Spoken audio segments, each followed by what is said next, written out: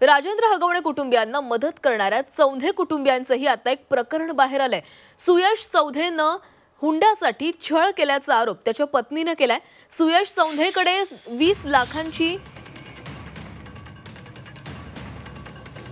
लाखांची मागणी करण्यात आलेली होती। 20 लाख रुपये न दिल्यानं छळ करण्यात आला आणि या मारहाण करण्यात आल्याचा आरोप सुयश चौधेंच्या पत्नीने केलेला आहे। सतत होणाऱ्या छळाला कंटाळून महिलेनं आत्महत्या करण्याचा प्रयत्न केला होता।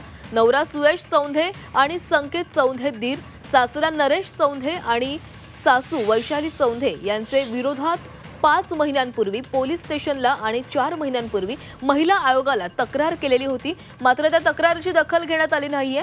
तसंच सासू काळी जादू करत असल्याचा आरोपही पीडित महिलेने केलाय। लग्नात 2 लाख हुंडा आणि 2 तोळ सोनं दिल्याचंही पीडित महिलेने सांगितलेलं आहे। त्यानंतर सतत पैशांची मागणी करण्यात येत असल्याचा आरोप पीडित महिलेकडून करण्यात आलाय। महिलेने पुण्यातील बावधन पोलिसात तक्रार दिली आहे। पोलिसात त्याला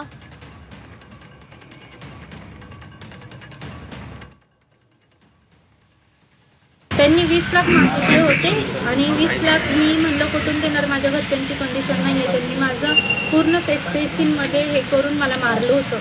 माझ्या पाठीवर पट्ट्यांचे वनसुद्धा होते, पण मी फॅमिलीमुळं ते पुढे येऊन दिलं नाही की माझ्या फॅमिलीला त्रास होईल। कुणाकडे तुम्ही तक्रार केली? पोलीस स्टेशनला आणखी कुठे? काय पोलीस स्टेशनला केली, महिला आयोगकडे केली, सगळीकडे मी ऑनलाईन मेल पण पाठवले होते, पण मला तिथून काहीच रिप्लाय आला नाही।